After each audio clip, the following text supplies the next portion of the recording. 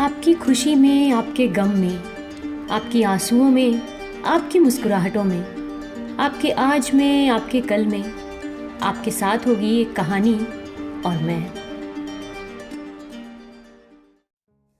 नमस्कार दोस्तों, आप सभी का स्वागत है मेरे चैनल कथा सागर में। दोस्तों, आज मैं आप सब लोगों के लिए प्रेमचंद जी की लिखी हुई कहानी जुगनू की चमक लेकर आई हूँ। आशा करती हूँ कहानी पसंद ज़रूर आएगी। अगर ये कहानी आपको पसंद आए तो मेरे इस चैनल को सब्सक्राइब ज़रूर कीजिएगा और साथ ही इसे अपने दोस्तों और जानकारों में जल्दी से शेयर कर दीजिएगा। तो चलिए दोस्तों, इस छोटी सी कहानी को शुरू करते हैं। पंजाब के सिंह राजा रंजीत सिंह संसार से चल चुके थे और राज्य के वो प्रतिष्ठित पुरुष जिनके द्वारा उनका उत्तम प्रबंध चल रहा था, परस्पर के द्वेष और अनबन के कारण मर मिटे थे। राजा रंजीत सिंह का बनाया हुआ सुंदर किंतु खोखला भवन अब नष्ट हो चुका था। कुंवर दिलीप सिंह अब इंग्लैंड में थे और रानी चंद्रकुंवरी चुनार के दुर्ग में। रानी चंद्रकुंवरी ने विनिष्ट होते हुए राज्य को बहुत संभालना चाहा, किंतु शासन प्रणाली न जानती थी और कूटनीति ईर्ष्या की आग भड़काने के सिवाय और क्या करती। रात के 12 बज चुके थे। रानी चंद्रकुंवरी अपने निवास भवन के ऊपर छत पर खड़ी गंगा की ओर देख रही थी और सोचती थी, लहरें क्यों इस प्रकार स्वतंत्र हैं। उन्होंने कितने गांव और नगर डुबोए हैं, कितने ही जीव जंतु तथा द्रव्य निगल गई हैं, किंतु फिर भी वो स्वतंत्र हैं। कोई उन्हें बंद नहीं करता, इसीलिए ना कि वो बंद नहीं रह सकती। वो गरजेंगी, बल खाएंगी और बांध के ऊपर चढ़कर उसे नष्ट कर देंगी, अपने जोर से उसे बहा ले जाएंगी। ये सोचते विचारते रानी गादी पर लेट गईं। उसकी आंखों के सामने पूर्वावस्था की स्मृतियां मनोहर स्वप्न की भांति आने लगी। कभी उसकी भौंकी मरोड़ तलवार से भी अधिक तीव्र थी और उसकी मुस्कुराहट वसंत के सुगंधित समीर से भी अधिक प्राण पोषक। किंतु हाय, अब इनकी शक्ति हीनावस्था को पहुंच गई। रोए तो अपने को सुनाने के लिए, हंसे तो अपने को बहलाने के लिए। रानी और बांदी में कितना अंतर है। रानी की आंखों में आंसू की बूंदें झरने लगी, जो कभी विष से अधिक प्राणनाशक और अमृत से अधिक अनमोल थीं। वो इसी भांति अकेली निराश कितनी ही बार रोई, जबकि आकाश के तारों के सिवाय और उसे कोई देखने वाला ना था। इसी प्रकार रोते रोते रानी की आंखें लग गईं। उसका प्यारा कलेजे का टुकड़ा कुंवर दिलीप सिंह, जिसमें उसके प्राण बसते थे, उदास मुख आकर खड़ा हो गया। जैसे गाय दिन भर जंगलों में रहने के पश्चात संध्या को घर आती है और अपने बछड़े को देखते ही प्रेम और उमंग से मतवाली होकर स्तनों में दूध भरे पूंछ उठाए दौड़ती है, उसी भांति चंद्रकुंवरी अपने दोनों हाथ फैलाए अपने प्यारे कुंवर को छाती से लटपटाने के लिए दौड़ी। परंतु आंखें खुल गईं और जीवन की आशाओं की भांति वो स्वप्न विनिष्ट हो गया। रानी ने गंगा की ओर देखा और कहा, मुझे भी अपने साथ लेती चलो। इसके बाद रानी तुरंत छत से उतरी। कमरे में एक लालटेन जल रही थी। उसके उजाले में उसने एक मैली साड़ी पहनी, गहने उतार दिए, रत्नों के एक छोटे से बक्से को और एक तीव्र कटार को कमर में रखा। जिस समय वो बाहर निकली, नैराश्यपूर्ण साहस की मूर्ति थी। संतरी ने पुकारा, कौन? रानी ने उत्तर दिया, मैं हूँ झंगी। कहाँ जाती हैं? गंगा जल लाऊंगी, सुराही टूट गई है। रानी जी पानी मांग रही हैं। संतरी कुछ समीप आकर बोला, चल मैं भी तेरे साथ चलता हूँ, जरा रुक जा। झंगी बोली, मेरे साथ मत आओ, रानी कोठे पर है, देख लेंगी। संतरी को धोखा देकर चंद्रकुंवरी गुप्त द्वार से होती हुई, अंधेरे में कांटों से उलझती हुई, चट्टानों से टकराती हुई गंगा के किनारे पर जा पहुंची। रात आधी से अधिक जा चुकी थी। गंगा जी में संतोषदायी शांति विराज रही थी। तरंगे तारों को गोद में लिए सो रही थीं। चारों ओर सन्नाटा ही पसरा हुआ था। रानी नदी के किनारे किनारे चली जाती थी और मुड़ मुड़कर पीछे देखती थी। एकाएक एक डोंगी खूंटे से बंधी हुई दिखाई पड़ी।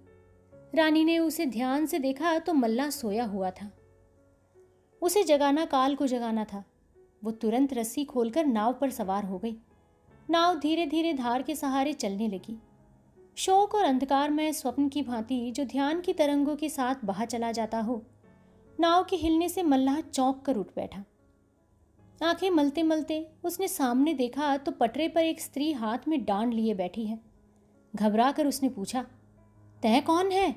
नाव कहाँ लिए जाती हैं? रानी हंस पड़ी। भय के अंत को साहस कहते हैं। बोली, सच बताऊं या झूठ? मल्ला कुछ भयभीत सा होकर बोला, सच बताया जाए। रानी बोली, अच्छा तो सुनो, मैं लाहौर की रानी चंद्रकुंवरी हूं।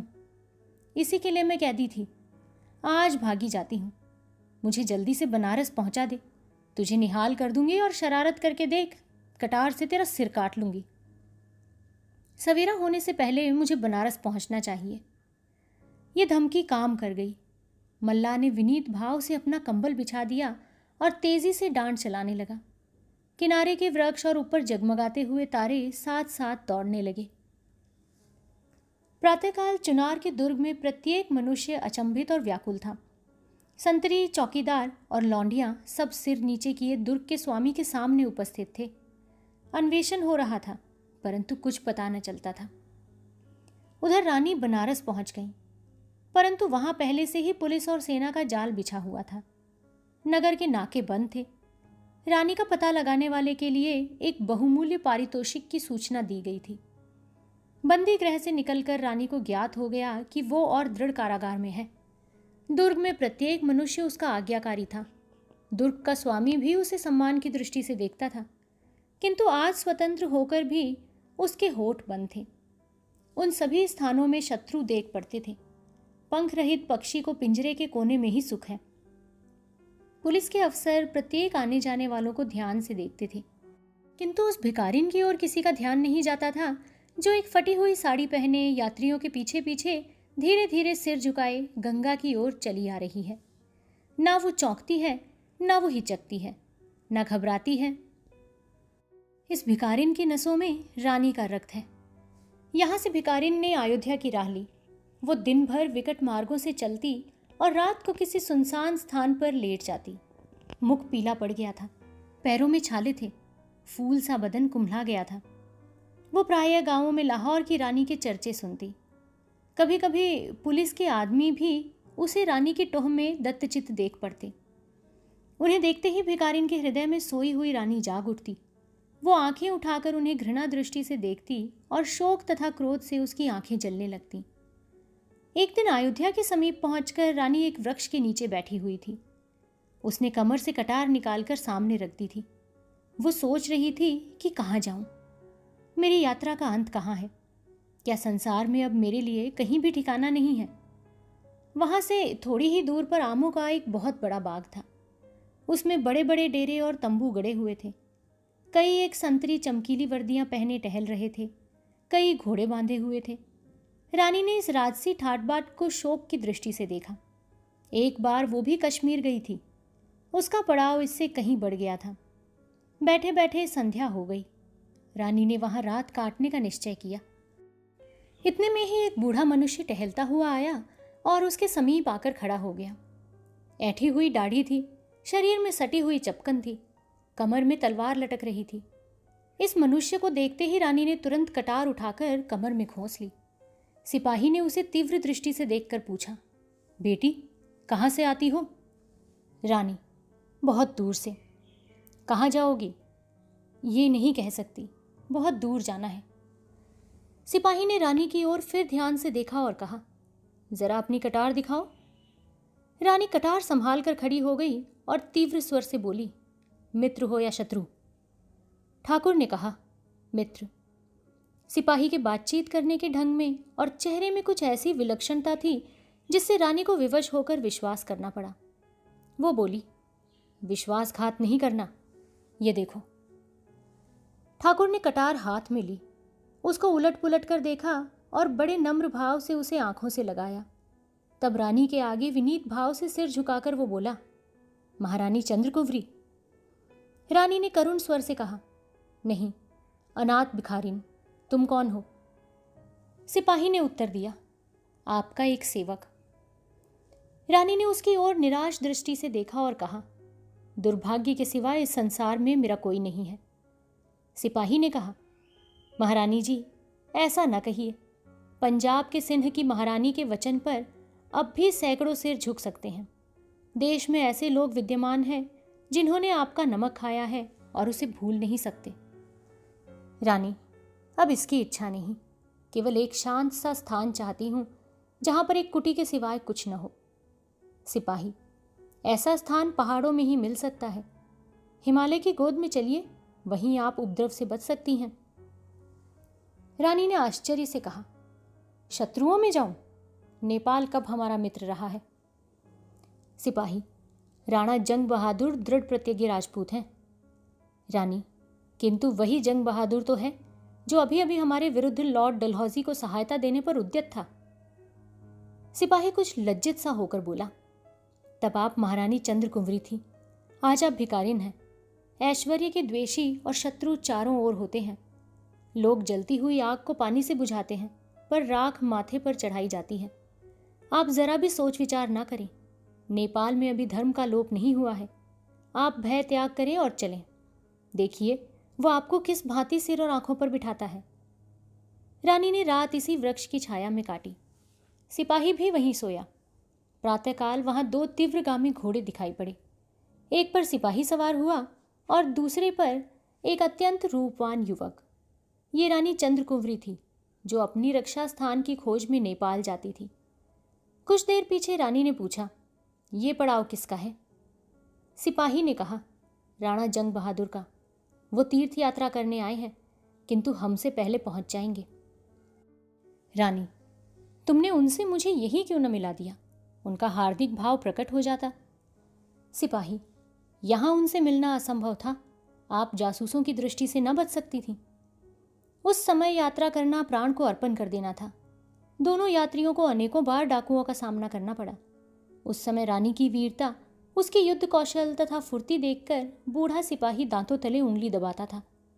कभी उनकी तरह तलवार काम कर जाती और कभी घोड़े की तेज चाल। यात्रा बड़ी लंबी थी। जेठ का महीना मार्ग में ही समाप्त हो गया। वर्षा ऋतु आई। आकाश में मेघमाला छाने लगी। सूखी नदियां उतरा चलीं। पहाड़ी नाले गरजने लगे। न नदियों में नाव, न नालों पर घाट, किंतु घोड़े सधे हुए थे। स्वयं पानी में उतर जाते और डूबते उतराते, बहते, भंवर खाते पार पहुंच जाते। एक बार बिच्छू ने कछुए की पीठ पर नदी की यात्रा की थी। ये यात्रा उससे कम भयानक न थी। कहीं ऊंचे ऊंचे साखू और महुए के जंगल थे और कहीं हरे भरे जामुन के वन। उनकी गोद में हाथियों और हिरणों के झुंड किलोलों कर रहे थे। धान की क्यारियां पानी से भरी हुई थीं। किसानों की स्त्रियां धान रोपती थीं और सुहावने गीत गाती जाती थीं। कहीं उन मनोहारी ध्वनियों के बीच में खेत की मेढ़ों पर छाते की छाया में बैठे हुए जमींदारों के कठोर शब्द सुनाई देते थे। इसी प्रकार यात्रा से कष्ट सहते, अनेकानेक विचित्र दृश्य देखते दोनों यात्री तराई पार करके नेपाल की भूमि में प्रविष्ट हुए। प्रातःकाल का सुहावना समय था। नेपाल के महाराज सुरेंद्र विक्रम सिंह का दरबार सजा हुआ था। राज्य के प्रतिष्ठित मंत्री अपने अपने स्थान पर बैठे हुए थे। नेपाल ने एक बड़ी लड़ाई के पश्चात तिब्बत पर विजय पाई थी। इस समय संधि की शर्तों पर विवाद छिड़ा हुआ था। कोई युद्ध व्यय का इच्छुक था, कोई राज्य विस्तार का, कोई महाशय वार्षिक कर पर जोर दे रहा था। केवल राणा जंग बहादुर के आने की देर थी। वो कई महीनों के देशाटन के पश्चात आज ही रात को लौटे थे और ये प्रसंग, जो उन्हीं के आगमन की प्रतीक्षा कर रहा था, अब मंत्री सभा में उपस्थित किया गया था। तिब्बत के यात्री आशा और भय की दशा में प्रधानमंत्री के मुख से अंतिम निर्णय सुनने के उत्सुक हो रहे थे। नियत समय पर चौबदार ने राणा के आगमन की सूचना दी। दरबार के लोग उन्हें सम्मान देने के लिए खड़े हो गए। महाराज को प्रणाम करने के पश्चात वो अपने सुसज्जित आसन पर आकर बैठ गए। महाराज ने कहा, राणा जी, आप संधि के लिए कौन सा प्रस्ताव करना चाहते हैं? राणा ने नम्र भाव से कहा, मेरी अल्प बुद्धि में तो इस समय कठोरता का व्यवहार करना अनुचित है। शोकाकुल शत्रु के साथ दयालुता का आचरण करना सर्वदा हमारा उद्देश्य रहा है। क्या इस अवसर पर स्वार्थ के मोह में हम अपने बहुमूल्य उद्देश्य को भूल जाएंगे? हम ऐसी संधि चाहते हैं जो हमारे हृदय को एक कर दे। यदि तिब्बत का दरबार हमें व्यापारिक सुविधाएं प्रदान करने को कटिबद्ध हो तो हम संधि करने के लिए सर्वथा उद्यत हैं। मंत्रिमंडल में विवाद आरंभ हुआ। सबकी सम्मति इस दयालुता के अनुसार न थी, किंतु महाराज ने राणा का समर्थन किया। यद्यपि अधिकांश सदस्यों को शत्रु के साथ ऐसी नरमी पसंद न थी, तथापि महाराज के विपक्ष में बोलने का किसी को साहस न हुआ।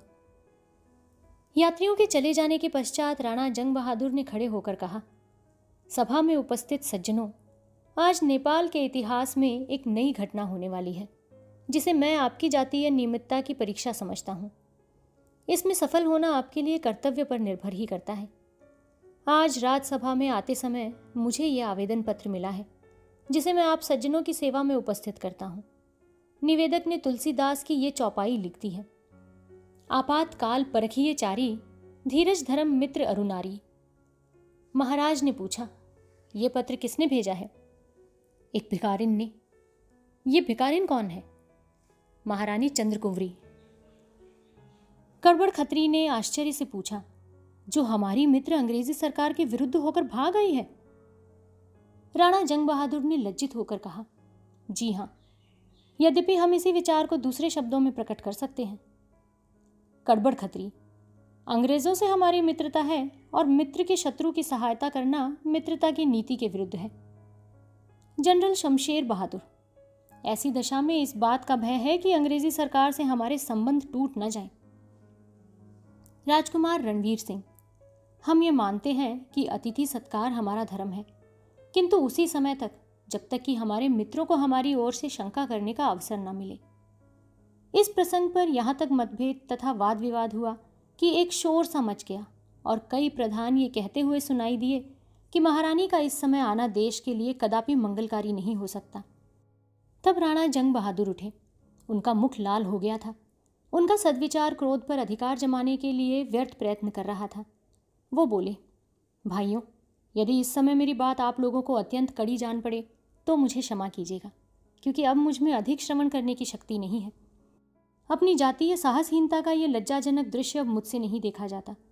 यदि नेपाल के दरबार में इतना भी साहस नहीं कि वो अतिथि सत्कार और सहायता की नीति को निभा सके, तो मैं इस घटना के संबंध में सब प्रकार का भार अपने ऊपर लेता हूँ। दरबार अपने को इस विषय में निर्दोष समझे और इसकी सर्वसाधारण में घोषणा कर दे। कड़बड़ खत्री गर्म होकर बोले, केवल ये घोषणा देश को भय से रहित नहीं कर सकती। राणा जंग बहादुर ने क्रोध से होठ चबा लिया, किंतु संभल कर कहा, देश का शासन भार अपने ऊपर लेने वालों की ऐसी अवस्थाएं अनिवार्य हैं।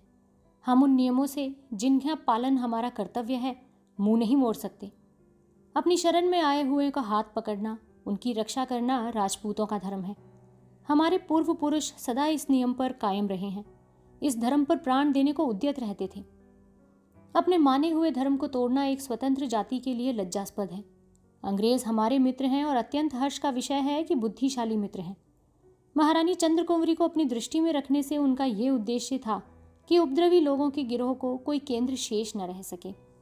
यदि उनका ये उद्देश्य भंग न हो तो हमारी ओर से शंका न होने का उन्हें कोई अवसर नहीं है और न हमें उनसे लज्जित होने की कोई आवश्यकता है। कड़बड़ खत्री, महारानी चंद्रकुंवरी यहाँ किस प्रयोजन से आई हैं? राणा जंग बहादुर, केवल एक शांति प्रिय सुख स्थान की खोज में, जहां उन्हें अपनी दुरावस्था की चिंता से मुक्त होने का अवसर मिले। वही ऐश्वर्यशाली रानी जो रंग महलों में सुख विलास करती थी, जिसे फूलों की सेज पर भी चैन न मिलता था, आज सैकड़ों कोस से अनेक प्रकार के कष्ट सहन करती, नदी नाले पहाड़ पहाड़ छानती, यहाँ केवल एक रक्षित स्थान की खोज में आई है। उमड़ी हुई नदियों और उबलते हुए नाले, बरसात के दिन, इन दुखों को आप लोग जानते हैं, और ये सब उसी एक रक्षित स्थान के लिए, उसी भूमि के टुकड़े की आशा में। किंतु हम ऐसे स्थानहीन हैं कि उनकी यह अभिलाषा भी पूरी नहीं कर सकते। उचित तो ये था कि उतनी सी भूमि के बदले हम अपना हृदय फैला देते। सोचिए, कितने अभिमान की बात है कि एक आपदा में फंसी हुई रानी अपने दुख के दिनों में जिस देश को याद करती है, ये वही पवित्र देश है। महारानी चंद्रकुंवरी को हमारे इस अभयप्रद स्थान पर, हमारी शरणागतों की रक्षा पर पूरा भरोसा था और वही विश्वास उन्हें यहाँ तक लाया है, इसी आशा पर कि पशुपतिनाथ की शरण में मुझे शांति मिलेगी। वो यहाँ तक आई हैं। आप सबको अधिकार है, चाहे उनकी आशा पूरी करें या धूल में मिला दें, चाहे रक्षणता के शरणागतों के साथ सदाचरण के नियमों को निभाकर इतिहास के पृष्ठों पर अपना नाम छोड़ जाएं, या जातीयता तथा सदाचार संबंधी नियमों को मिटाकर स्वयं अपने को पतित समझें। मुझे विश्वास नहीं कि यहाँ एक भी मनुष्य ऐसा निराभिमानी है जो इस अवसर पर शरणागत पालन धर्म को विस्मृत करके अपना सिर ऊंचा कर सके। अब मैं आपके अंतिम निपटारे की प्रतीक्षा करता हूँ। कहिए, आप अपनी जाति और अपने देश का नाम उज्जवल करेंगे या सर्वदा के लिए अपने माथे पर अपयश का टीका लगाएंगे? राजकुमार ने उमंग से कहा, हम महारानी के चरणों तले आंखें बिछाएंगे। कप्तान विक्रम सिंह बोले, हम राजपूत हैं और अपने धर्म का निर्वाह करेंगे। जनरल रणवीर सिंह, हम उनको ऐसी धूम से लाएंगे कि संसार चकित हो जाएगा। राणा जंग बहादुर ने कहा, मैं अपने मित्र कड़बड़ खत्री के मुख से उसका फैसला सुनना चाहता हूं। कड़बड़ खत्री एक प्रभावशाली पुरुष थे और मंत्रिमंडल में वो राणा जंग बहादुर के विरुद्ध मंडली के प्रधान थे। वे लज्जा भरे शब्दों में बोले, यद्यपि मैं महारानी के आगमन को भय रहित नहीं समझता, किंतु इस अवसर पर हमारा धर्म यही है कि हम महारानी को आश्रय दें। धर्म से मुंह मोड़ना किसी जाति के लिए मान का कारण नहीं हो सकता। कई ध्वनियों ने उमंग भरे शब्दों में इस प्रसंग का समर्थन किया। महाराजा सुरेंद्र विक्रम सिंह, इस निपटारे पर मैं बधाई देता हूं। तुमने जाति का नाम रख लिया। पशुपति इस उत्तम कार्य में तुम्हारी सहायता करेंगे। सभा विसर्जित हुई। दुर्ग से तोपें छूटने लगी। नगर भर में खबर गूंज उठी कि पंजाब की रानी चंद्रकुंवरी का शुभ आगमन हुआ है। जनरल रणवीर सिंह और जनरल रणधीर सिंह बहादुर 50,000 सेना के साथ महारानी की अगवानी के लिए चले। अतिथि भवन की सजावट होने लगी। बाजार अनेक भांति की उत्तम सामग्रियों से सज गए। ऐश्वर्य की प्रतिष्ठा व सम्मान सब कहीं होता है, किंतु किसी ने भिखारिन का ऐसा सम्मान देखा है? सेनाएं बैंड बजाती हैं और पताका फहराती हुई एक उमड़ी नदी की भांति जाती थी। सारे नगर में आनंद ही आनंद था। दोनों ओर सुंदर वस्त्राभूषणों से सजे दर्शकों का समूह खड़ा था। सेना के कमांडर आगे आगे घोड़ों पर सवार थे।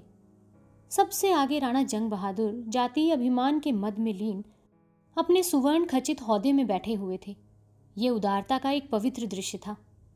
धर्मशाला के द्वार पर यह जुलूस रुका। राणा हाथी से उतरे। महारानी चंद्रकुंवरी कोठरी से बाहर निकल आई।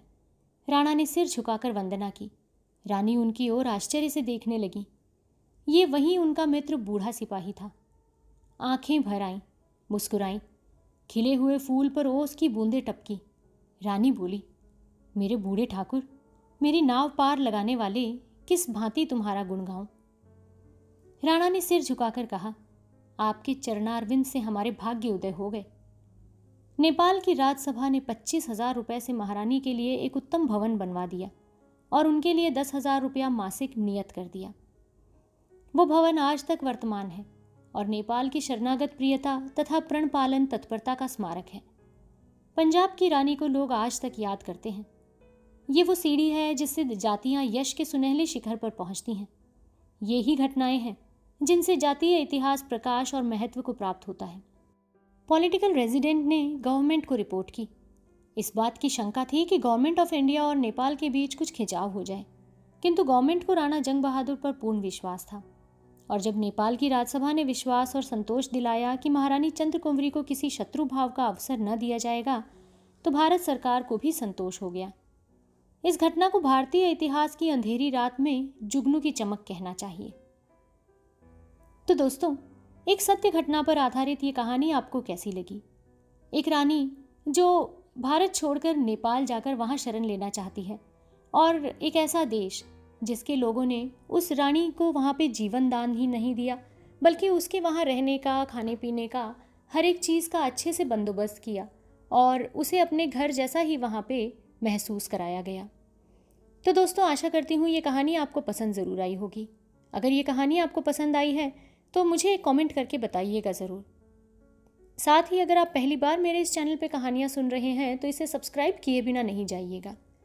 इसे अपने दोस्तों और जानकारों में भी शेयर कर दीजिएगा ताकि वो लोग भी ऐसी रोचक कहानियों से जुड़ सकें। तो जल्द ही आप लोगों से फिर से मुलाकात होगी एक नई कहानी के साथ। तब तक के लिए आप अपने और अपने पूरे परिवार का ध्यान रखिए, खुश रहिए और स्वस्थ रहिए। नमस्कार।